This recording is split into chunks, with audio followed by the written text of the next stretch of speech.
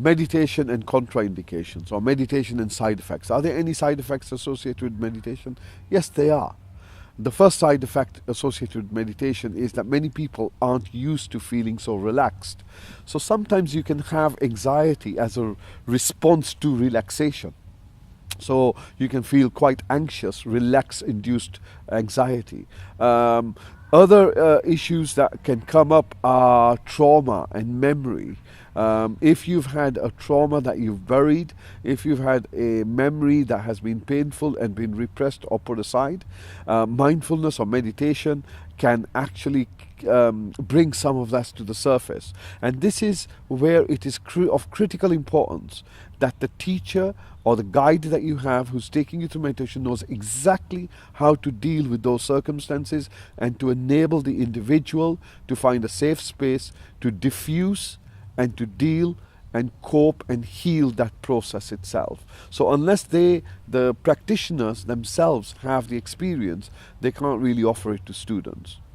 Other contraindications that are to do with meditations are sometimes experiences which seem a little bit extraordinary.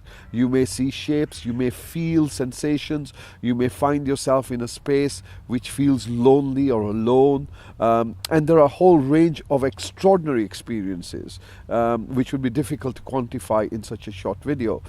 And these experiences can leave someone startled, concerned, fears can come up, emotional states can come up, traumas can come up, and all of these can then become barriers to us continuing with our practice. And therefore it's important that whoever is teaching has the experience on how to deal with this. There are also much more serious consequences that can occasionally come up. And I say occasionally, it's not that frequent, but you know, processes or states of being which are known in other traditions as the dark night of the soul, trying to make sense of life, trying to make sense of existence. Meditation can also bring you to a state of dispassion. Birag, it's called in some traditions.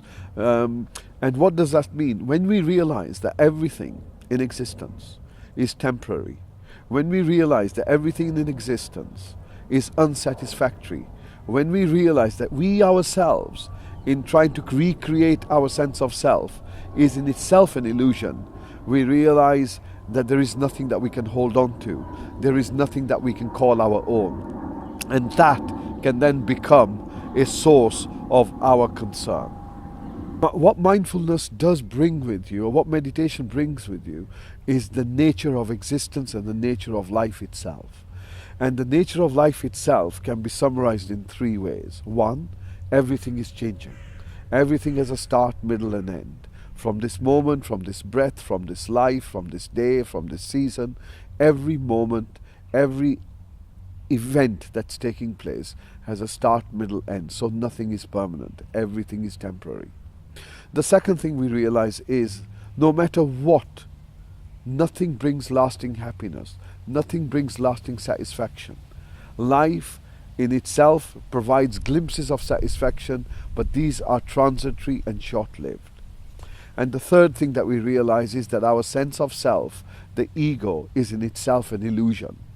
Even that which I call I, me, who I feel I am, is nothing more but than a collection of memories that I have put together and call this as myself. So when we begin to realize these deeper questions, these realizations, they are realizations, then it does fill your heart up with a little bit of dispassion, a little bit of virag, it's called, where we feel detached and we see that everything is moving. So what can I hold on to? And sometimes that feeling can be enduring and lasting. But having said that, that too is the nature of life. And if mindfulness teaches us one thing, it teaches us things are the way they are.